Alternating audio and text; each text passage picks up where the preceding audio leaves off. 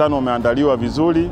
Nitumie nafasi hii kumpongeza sana mwenyekiti wetu wa Chama cha Mapinduzi, jemedari wetu Mheshimiwa Rais Dr. Samia Suluhu Hassan, kamati kuu, wajumbe wa halmashauri kuu ya Chama cha Mapinduzi Taifa na secretariat yetu ya Chama cha Mapinduzi Taifa. Kwa kweli maandalizi ni mazuri sana, yaani Dodoma hapatoshi kwa ajili ya huu mkutano mkuu wajumbe wa mkutano mkuu wa Chama cha Mapinduzi Taifa.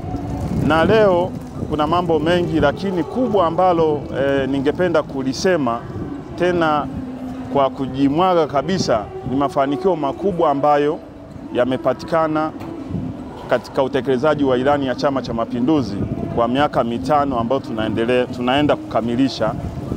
Ilani ya Chama cha Mapinduzi ya mwaka 2020-2025. Leo tutaona utekelezaji wake, mafanikio makubwa kila sekta. Kwa hiyo Watanzania, kwa sababu itakuwa ni mbashara, tuone mambo makubwa ambayo yamefanywa katika kutekeleza ilani ya Chama cha Mapinduzi chini ya jemedari wetu, mwenyekiti wetu wa Chama cha Mapinduzi, Amiri Jeshi Mkuu na rais wetu wa Jamhuri ya Muungano wa Tanzania, Mheshimiwa Dr. Samia Suluhu Hassan. Lakini kesho pia tutapata fursa ya kuangalia namna ambavyo tumejipanga. Tumekamilisha utekelezaji wa ilani kwa kipindi cha miaka mitano 2020 mpaka 2025. Sasa tunaandaa mkakati mwingine ambao tayari umeshaandaliwa, ilani itakayotekelezwa 2025-2030. Haya yote tutayaona kesho namna ambavyo tumejipanga. Kwa mambo ni mazuri. Tunampongeza rais wetu Dr. Samia Suluhu Hassan.